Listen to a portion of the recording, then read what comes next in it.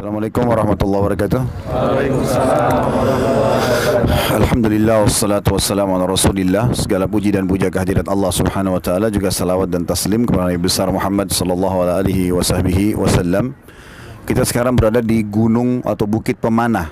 Disilakan dengan Bukit Pemanah karena Nabi sallallahu alaihi wasallam pada saat terjadi perang Uhud di tahun 3 Hijriah di hari Sabtu, pada saat orang-orang Quraisy berusaha untuk menyerang Madinah setelah mereka merasa terpukul dan tersakiti tahun 2 Hijriah, setahun sebelumnya dikalahkan di perang Badr. Dan di waktu itu pasukan muslimin 314 orang mengalahkan 1000 pasukan Quraisy, dan hampir seluruh tokoh-tokoh besar mereka meninggal terbunuh kecuali sebagian kecil. Yang sempat selamat Abu Sufyan karena tidak ikut berperang, dan memang tinggal dia sendiri yang dituakan, sisanya adalah anak-anak muda.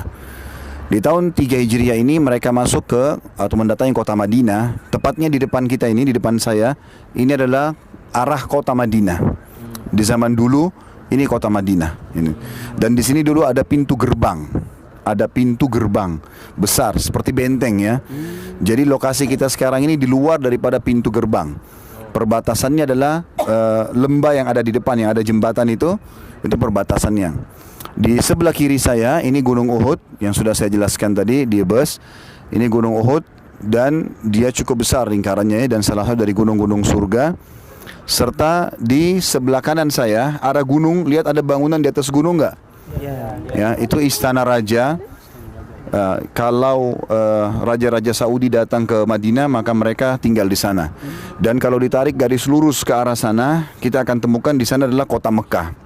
Nah, berarti secara peta pasukan Quraisy datang dari arah sana sampai tiba di lokasi parkiran di bawah kita ini. Tujuan mereka adalah ingin menyerang Madinah. Dan Madinah pintu bentengnya ada di depan sini tadi, sebagaimana saya katakan ya. Itu tepatnya terjadi di hari Sabtu tahun 3 Hijriah. Dan pada saat itu Nabi SAW mendapatkan informasi wahyu kalau Quraisy sudah keluar. Jadi bukan baru mau membentuk pasukan, tapi sudah keluar dan sudah mendekati Madinah. Maka Nabi SAW bermusyawarah dengan para sahabat.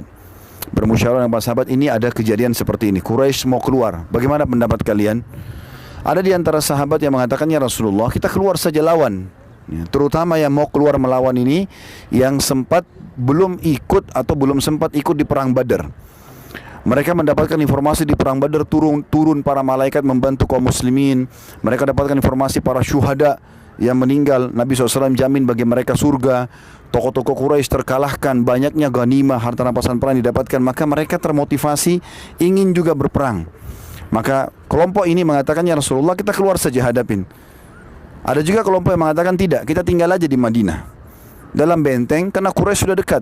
Kalau dalam benteng Quraisy nggak bisa buat apa-apa. Kalau mereka mengepung, kita lemparin anak panah, lemparin tombak, selesai, gitu kan? Termasuk pendapat yang kedua ini didukung oleh Nabi SAW. Nabi sendiri maunya begitu. Udah kita di benteng Madinah aja, nggak usah keluar. Tapi karena banyaknya sahabat yang ingin sekali keluar, akhirnya Nabi SAW menerima pendapat mereka. Tapi Nabi ingatkan, Nabi mengatakan, saya telah bermimpi semalam. Saya melihat ada retakan di pedang saya. Lalu saya melihat ada sapi yang disembeli, dan saya melihat saya masuk ke dalam sebuah benteng yang kokoh. Maka para sahabat mengatakan, ya Rasulullah, apa takwil mimpi itu?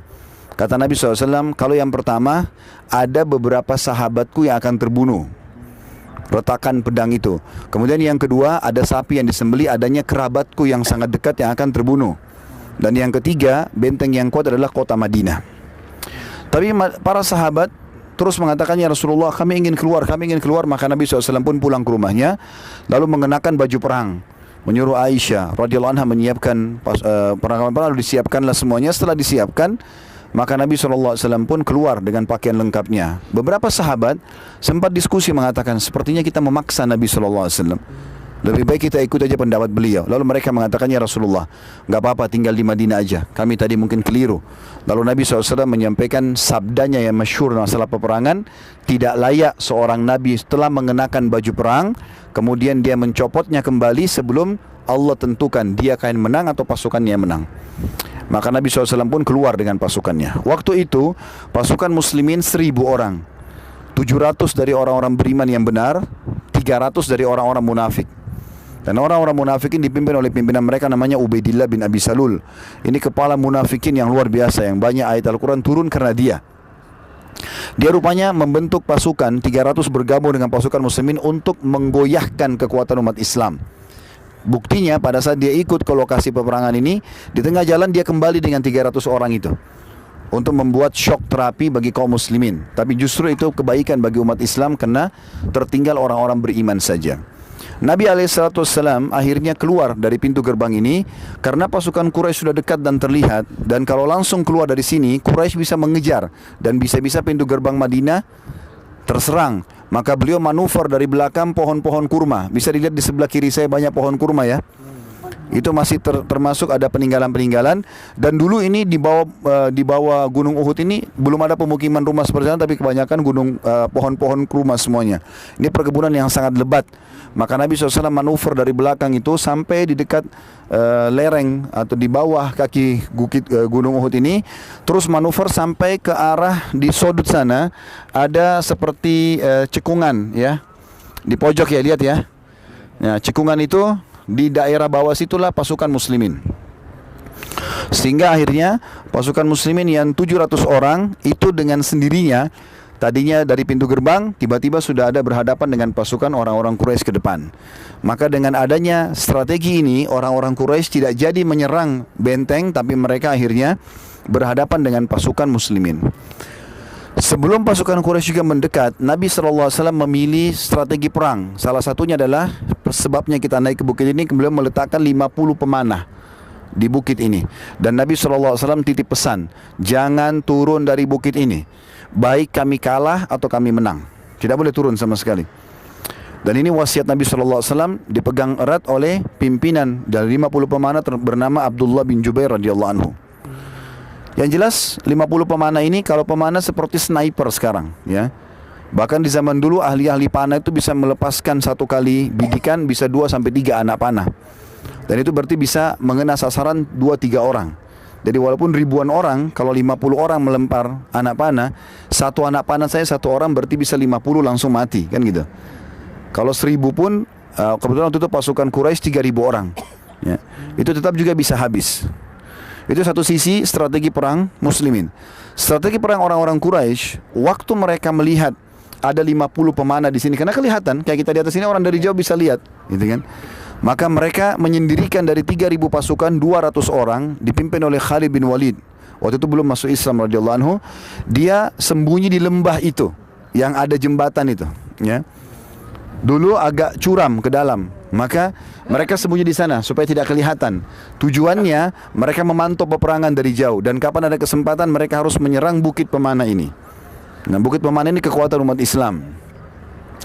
Tapi yang jelas pasukan Quraisy itu datang dan mereka waktu itu luar biasa. Mereka mengajak semua wanita-wanita mereka, penari-penari, minuman-minuman khamar, minuman keras, gendang-gendang, harta yang banyak untuk menggiurkan para prajurit supaya mereka semangat untuk membalas dendam kekalahan di perang Badar. Pada saat itu, di zaman itu, peperangan itu dianggap atau pasukan dianggap masih kuat kalau mereka masih punya bendera yang bisa diangkat. Ya. Kalaupun tinggal satu orang prajurit tapi bendera masih berdiri, berarti mereka masih kuat. Walaupun ribuan orang, kalau bendera jatuh berarti kalah. Seperti itulah. Waktu mau terjadi peperangan di perang Badar tahun 2 Hijriah, orang-orang kafir Quraisy ini dipermalukan dengan perang duel. Jadi keluar kesatria mereka lalu hadapin kaum muslimin, kalah. Terus begitu, peperangan pun kalah. Maka sekarang mereka sudah tidak mau lagi duel. Mereka mau langsung peperangan, gitu kan. Nah, pada saat itu 2.800 pasukan Quraisy melawan 650 pasukan muslim. Dari 650 ini tentu saja ada Nabi SAW di bagian belakang. Nabi SAW tidak ikut di kancah peperangan, tapi bagian belakang menginstruksikan sahabat untuk melakukan apa saja. Waktu itu ada beberapa sahabat mengambil inisiatif. Di antaranya ada 4 orang sahabat yang masyhur, Hamzah bin Abdul Muttalib, paman Nabi SAW. Ada Ali bin Abi Thalib, sepupu Nabi SAW. Ada Zubair bin Awam, sepupu juga Nabi SAW. Dan ada Asim, ya. Ini seorang sahabat Nabi juga masih punya hubungan kerabat dengan Nabi SAW. Mereka sepakat 4 orang ini untuk menyerang pemegang bendera Quraisy, dengan tujuan kalau bendera jatuh maka sebanyak apapun pasti mereka kalah. Terjadilah peperangan yang besar-besaran pada saat itu dengan pecikan takbir segala macam, 650 lawan 2.800. Dan akhirnya pasukan Quraisy yang memegang bendera dari suku Abdiddar, ada 11 orang mereka, sudah sepakat sampai mati harus mempertahankan bendera. Maka dibunuhlah pemegang bendera pertama oleh Hamzah. Terus pemegang bendera kedua memegang, dibunuh lagi 3, 4, sampai 11 kali jatuh. Sampai 10 kali atau 11 kali jatuh. Dan ke-11 orang itu semuanya terbunuh. Semuanya terbunuh. Nah, karena semuanya terbunuh 11 orang itu, maka bendera Quraisy jatuh. Nah, pada saat jatuh tidak ada lagi yang berani mengambil, karena ke-11 orang itu tergeletak semuanya jatuh di dekat bendera. Maka orang-orang Quraisy kocar-kacir pada saat itu. Mereka kocar-kacir, ditambah lagi dalam hitungan menit saja 50 pemanah melepaskan 50 anak panah, 50 anak panah, terus begitu. Dan satu orang prajurit pemegang panah itu bisa menaruh di kotaknya, di cemetinya itu sekitar 100 anak panah. Jadi dia bisa membunuh banyak sekali orang, gitu kan. Maka pasukan Quraisy hanya kocar-kacir. Kata para sahabat, di awal kancah peperangan kami menyaksikan dengan mata kepala kami pasukan Quraisy terkocar-kacir sampai mereka meninggalkan kaum wanita mereka. Biasanya orang-orang Arab itu sangat menghormati kaum wanita. Mereka tidak akan mungkin meninggalkan sampai mereka mati semuanya. Tapi ini saking kocar-kacirnya sampai para wanita mereka pun tertinggal dan tidak bisa melarikan diri lagi, dan seluruh harta ditinggalkan. Maka muslimin, ada yang 650 orang pasukan ini, sebagian besar itu pergi menyerang, mengejar untuk menjadikan mereka tawanan perang. Ya, sekitar 40-50 orang sibuk mengumpulkan harta rampasan perang, pedang, perisai, segala macam. Dan ini hukumnya dalam agama, dikumpulkan, kemudian nanti panglima perang yang akan membaginya. 1/5 dikembalikan kepada pemerintah, kalau kita sekarang zaman dulu kepada Allah dan Rasulnya. Kemudian 4/5 dibagi kepada para mujahidin. Jadi tidak boleh orang mengambilnya, karena mengambil harta rampasan perang tanpa izin panglima perang ini berarti pencurian dan pengkhianatan. Ada seseorang pernah mati, terbunuh, kena panah. Kemudian orang-orang mengatakan di medan perang dia masuk surga. Kata Nabi SAW, tidak, dia di neraka. Karena di kantongnya ada sapu tangan yang pernah dia ambil, belum dibagi dalam harta rampasan perang. Jadi nggak boleh diambil sama sekali. Ringkas cerita adalah pada saat itu rupanya yang 50 pemanah di sini ada 43 orang tergoda untuk ikut mengumpulkan harta rampasan perang.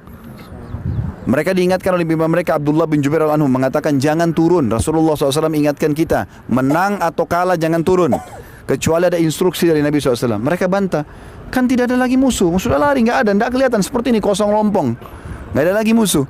Bendera sudah jatuh, korban mereka banyak, maka kita turun bantu. Akhirnya mereka membangkang, 43 orang turun semua, sisa 7 orang. Yang terjadi, pasukan 200 Quraisy di lembah ini adalah yang Khalid bin Walid melihat keadaan itu, maka mereka manuver dari bawah naik ke bukit ini, dibunuhlah yang 7 orang itu. Terbunuhlah sahabat yang 7 orang ini. Jadi kekuatan muslimin di sini mati.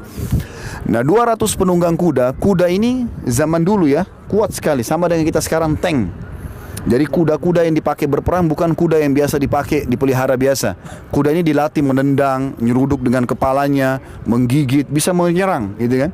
Bahkan kadang-kadang ada kuda yang ditaruh di bagian kepalanya kulit diikat, dan itu ada seperti tombak yang bisa menusuk musuh. Jadi sangat kuat, gitu kan, kuda-kuda ini. 200 penunggang kuda ini sama dengan 200 tank. Maka mereka manuver dari belakang setelah bunuh 7 orang sini, lalu mereka kembali menyerang 40 orang juga yang mengumpulkan harta rampasan perang, lalu kembali mendirikan bendera Quraisy. Yang terjadi adalah dari 2000 pasukan yang lari, mereka lihat dari jauh bendera berdiri, dan mereka tahu masih ada 200 orang pasukannya, maka yang 2800 itu kembali. Ada beberapa jadi korban, tapi masih 2000 lebih sekian itu kembali akhirnya. Nah, terjadilah kekacauan di tengah-tengah pasukan muslimin. 650 itu banyak sekali korbannya. Ya, terkorban kurang lebih 60-70 orang dari sahabat terbunuh semuanya pada saat itu. Dan pada saat itu di antara korban adalah Hamzah bin Abdul Muttalib, paman Nabi SAW. Karena beliau sibuk mengejar 2800 itu, maka pada saat pasukan itu kembali, maka mereka takut, khawatir jangan sampai Nabi SAW terserang, mereka pun terpukul mundur. Terjadilah pada saat itu peperangan, tapi dari dua sisi. Umat Islam diserang dari depan dengan 2000 lebih, dari belakang 200 lebih, gitu kan. Nah, dari 200 ini juga ada beberapa orang di antara mereka itu yang sengaja mencari lokasi Nabi SAW. Di antaranya dikenal Ibnu Qami'ah. Jadi perlu saya rentet lagi historinya. Ada satu orang di Madinah, waktu Nabi SAW mau hijrah ke Madinah, itu bernama Abu Amir Al-Fasiq, disilakan dengan Al-Fasiq. Fasik ini orang yang buruk. Dia rupanya hampir dinobatkan menjadi raja Madinah sebelum hijrah Nabi SAW. Waktu Nabi SAW hijrah, orang-orang Madinah nggak ada yang mau milih dia jadi raja, karena dia masih kafir. Dan mereka tahu Nabi SAW adalah raja sekaligus Nabi kan. Dia sakit hati, dia pergi ke negeri Syam, lalu dia atur strategi sama teman dia namanya Ubaidillah bin Abi Salul, kepala munafikin Madinah, untuk mengatur tipu daya, mengacaukan umat Islam, ya gitu. Dia dari jauh. Nah, di antara yang dia lakukan adalah dia menggali lubang-lubang banyak di tempat yang Nabi SAW bertahan itu. Jadi hampir di sekitar seluruh pohon kurma ini dibuat lubang-lubang lalu ditutup dengan pelapa-pelapa kurma. Tujuannya supaya Nabi jatuh ke dalam atau pasukan muslimin jatuh. Dan betul jebakannya terjadi. Waktu itu Nabi SAW sempat terjatuh ke dalam, karena waktu terpukul mundur.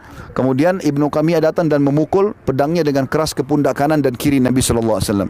Yang kata Nabi SAW, aku merasakan sakitnya sampai sebulan. Kemudian dia menghantamkan lagi pedangnya, sempat pelipis Nabi SAW berdarah, dan gigi beliau SAW yang mulia juga pecah, ya.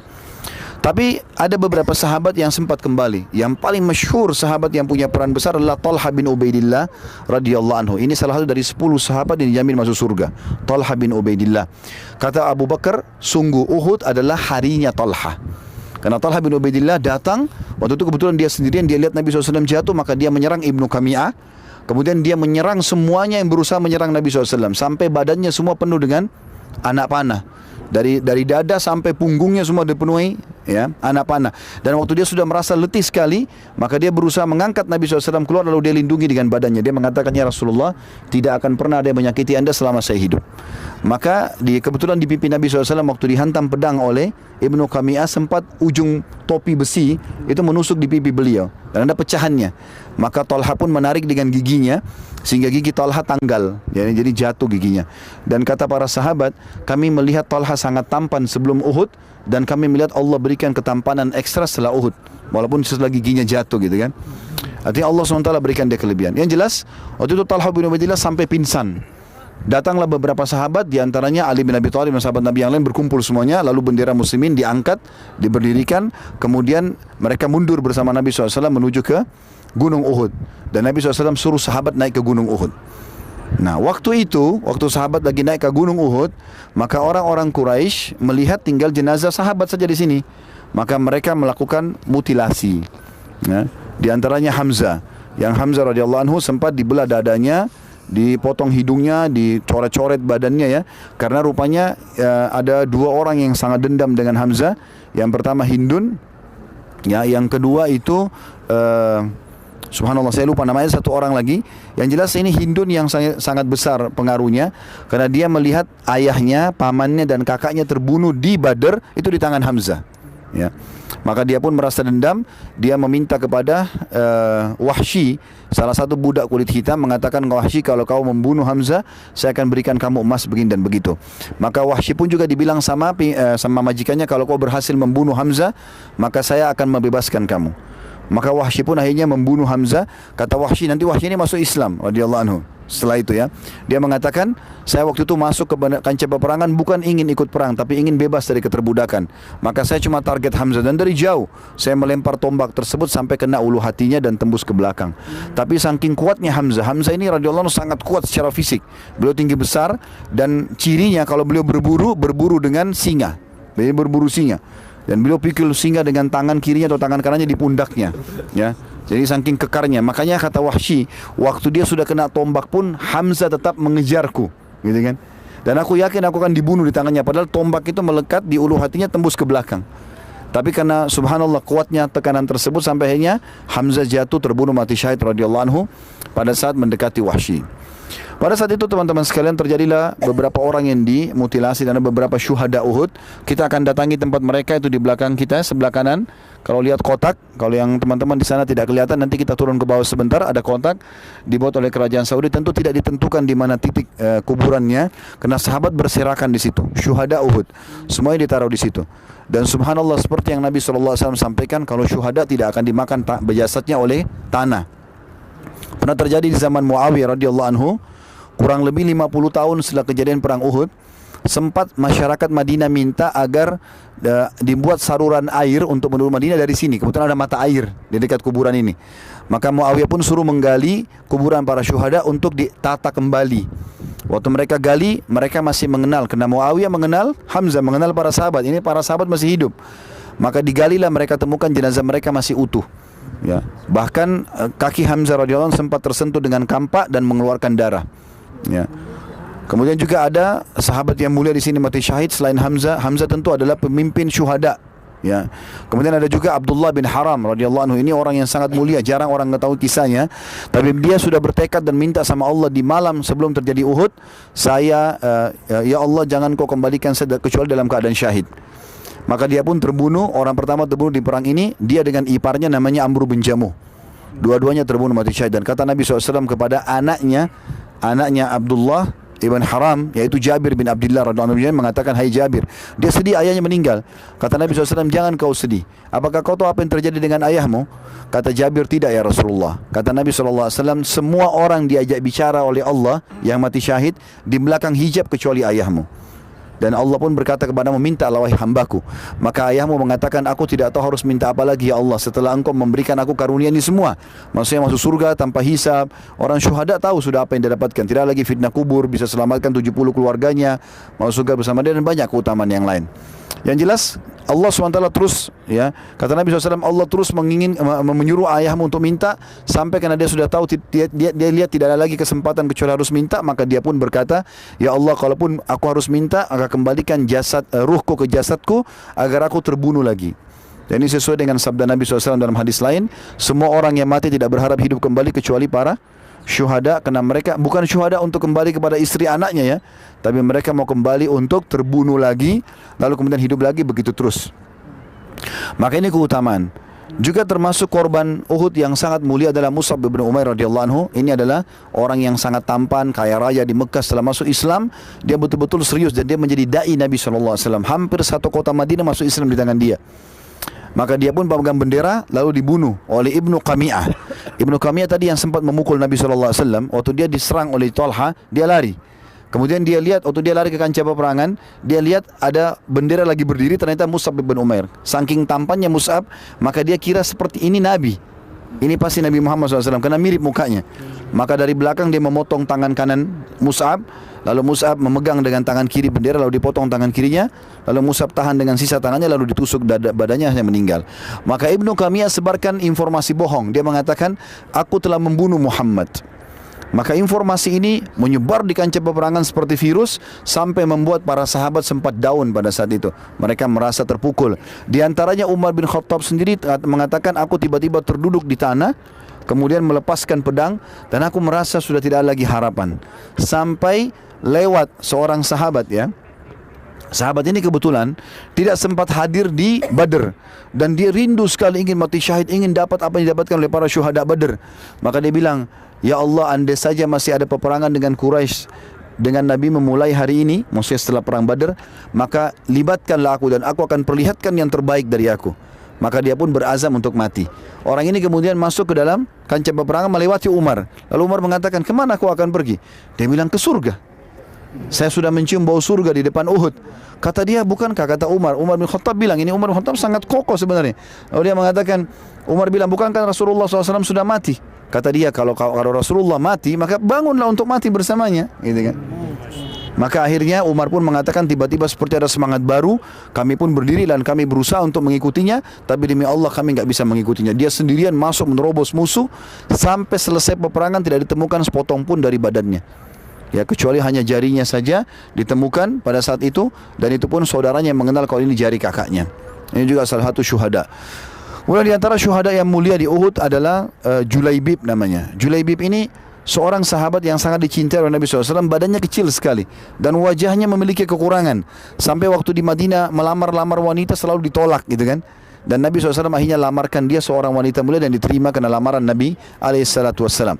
Julaibib ini kata Nabi SAW waktu selesai peperangan dan Quraisy sudah mulai sudah pergi, kata Nabi SAW, coba cari untukku Julaibib. Maka ditemukan oleh para sahabat, dia mati terbunuh dan di sebelahnya ada 7 orang Quraisy yang sudah juga dibunuh sama dia. Jadi subhanallah, Islam mengajarkan kepada kita kekuatan bukan di fisik saja, tapi di jiwa, ruh seseorang. Ya, makanan ruh adalah ilmu syar'i. Kalau ilmu kuat, ruh kita kuat, maka biar jasadnya lemah, dia bisa melalui kehidupan ini. Tapi kalau ruhnya lemah, walaupun jasadnya sehat, binaragawan, dia akan lemah juga. Maka ini pelajaran besar dari Julaibib radhiyallahu anhu. Dan ada juga sahabat Nabi yang lain yang juga tidak kalah mulia adalah Handalah radhiyallahu anhu. Handalah ini dia malam Sabtu, hari Jumat malam menikah. Dia pengantin baru, kemudian dia tidak berhubungan sama istrinya kecuali habis sholat subuh hari Sabtunya. Selepas sholat subuh dia berhubungan sama istrinya dalam keadaan dia junub, terdengar panggilan jihad. Maka dia pun segera memakai baju perangnya sebelum mandi junub.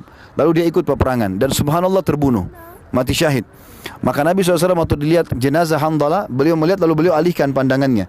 Kata para sahabat, ya Rasulullah, ada apa dengan Handalah? Mereka khawatir jangan sampai Handalah tidak mati syahid. Kata Nabi SAW, tidak. Saya telah melihat istrinya dari bidadari menjemputnya. Jadi Allah SWT kirimkan pendamping dari bidadari surga untuk menjemput para ruh para syuhada. Ya. Dan sekian orang yang subhanallah mati syahid dalam kondisi mulia semuanya pada saat itu. Dan Nabi SAW waktu kumpul jenazahnya, Nabi SAW mengatakan sesungguhnya ya syuhada ini semua sedang bicara sama Tuhan kalian Allah. Tuhan kalian Allah, dan mereka mengatakan, ya Allah, kami ingin Engkau kembalikan ruh kami ke jasad, lalu kami kembali lagi ke dunia agar kami bisa terbunuh lagi. Kata Allah SWT, sudah menjadi hukumku, tidak akan pernah bisa itu terjadi. Lalu kata mereka, kalau begitu sampaikan kepada teman-teman kami yang belum sempat mati ikut perang, maka mereka jangan takut. Maka turunlah firman Allah Subhanahu wa taala, a'udzubillahi minasyaitonirrajim wa la tahsabanna alladziina qutilu fi sabilillahi amwat bal ahyaa'un 'inda rabbihim yurzaqun. Janganlah kalian mengira orang yang terbunuh di jalan Allah itu mati, tapi mereka hidup di sisi Tuhan mereka dan mereka diberikan rezeki. Farihina bima atahumullah min fadli, dan mereka sangat gembira terhadap apa yang Allah karuniakan kepada mereka.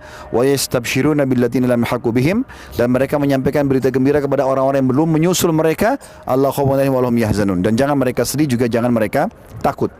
Maka ayat ini memberikan berita gembira kalau mereka sedang hidup di sana. Dan Nabi SAW mengatakan, aku diperlihatkan Hamzah sedang bertelekan di dipan-dipannya di surga. Di dipan-dipannya di surga. Yang jelas itu proses terjadi peperangan tadi ya. Kemudian orang-orang Quraisy setelah mutilasi, mereka mengejar muslimin di gunung tersebut. Lalu mereka mengatakan, Abu Sufyan bilang, ya, apakah Muhammad masih ada? Nabi SAW bilang, jangan ada yang jawab. Lalu mereka, Abu Sufyan mengatakan, apakah Abu Bakar masih ada? Nabi SAW bilang, jangan jawab. Apakah Umar masih ada? Nabi SAW bilang, jangan jawab. Maka Abu Sufyan mengatakan, kalau 3 orang ini sudah tidak ada, maka habislah kalian. Akhirnya Nabi SAW, Umar tidak sabar, Umar mengatakan, Muhammad masih ada, Abu Bakar masih ada, aku pun masih ada. Maka dengan kalimat ini, kata Abu Sufyan, aku kenal engkau hai Umar, dan aku lebih percaya kamu daripada Ibnu Qami'ah yang tadi sebarin gosip kalau Nabi SAW terbunuh, gitu kan. Maka akhirnya dia mengatakan, sungguh Tuhan-Tuhan kami telah menang. Maksudnya patung-patung itu. Lalu kata Nabi SAW, jawab hai Umar.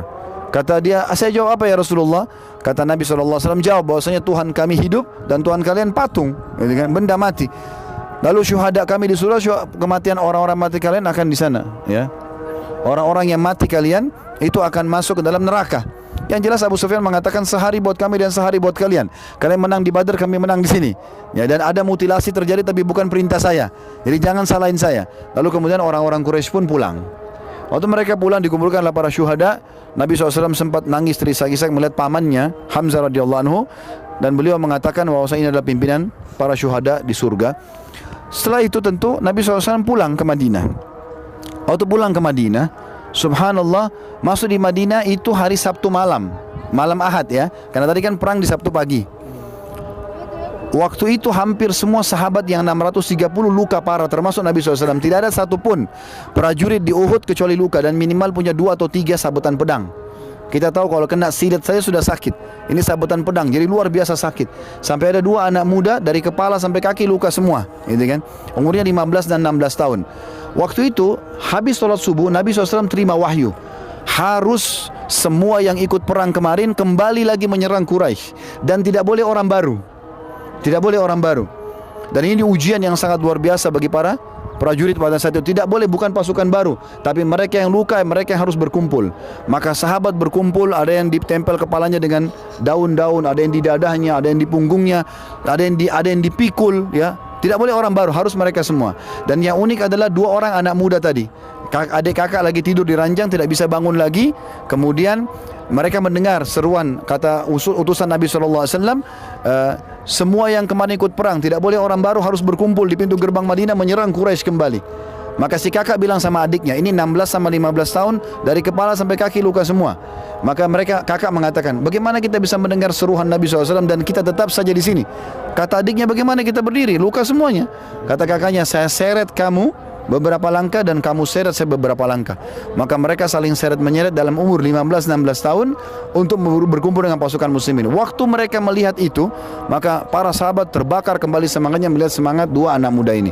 Maka mereka pun pergi menuju ke wilayah namanya Hamrat Asad.